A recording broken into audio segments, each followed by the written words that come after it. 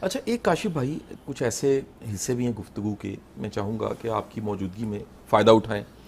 یہ نہیں ممکن کہ دنیا کا کوئی بھی شخص، ولی اللہ ہو، نبی رسول پیغمبر ہو، اس کو مخالفت کا، تنقید کا، جیلس لوگوں کا، ہرڈلز کا سامنا نہ کرنا پڑتا ہو. تو میں یہ جاننا چاہوں گا کہ واصف صاحب کی حیات میں، آپ کی 63 سالہ زندگی تھی، اس میں 70 سے آپ کا ایک ٹائم گزرا اور آپ ٹین ایج کراس کر چکے تھے میرا خیال ہے جب واصف کا انتقال.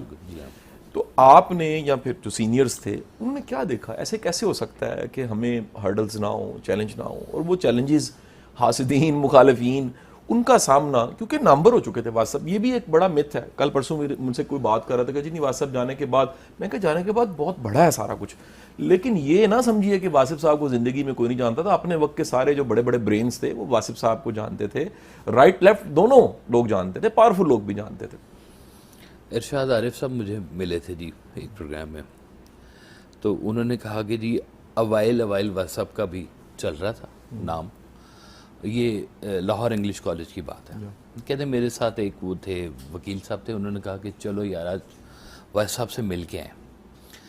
تو کہتے ہیں کہ جی ہم گئے تو گفتگو ایک بحث کی شکل بن گئی، اور وہ جو صاحب تھے میرے ساتھ وہ بضد تھے کہ وہ کوئی پوائنٹ اپنا منوانا چاہ رہے ہیں اور واصف اس پہ ایگری نہیں کر رہے.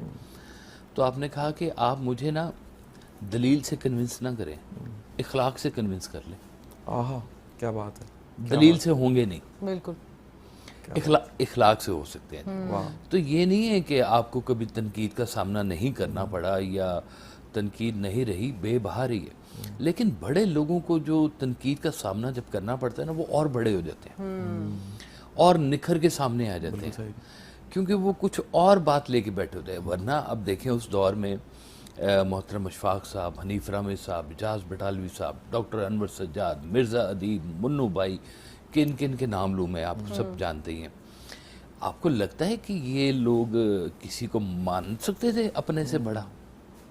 ساری بڑے نام ہیں، سارے بڑے اپنی جگہ پہ بڑے نام ہیں. صحیح جی. اتنے نابغہ روزگار قسم کی یہ جو نام ہیں جی، یہ انہوں نے کچھ اور دیکھا تو بات کنونس میں ان کو ہوئی کہ یہ بات ہم سے کوئی مختلف ہو رہی ہے، کوئی بڑی بات ہو رہی ہے.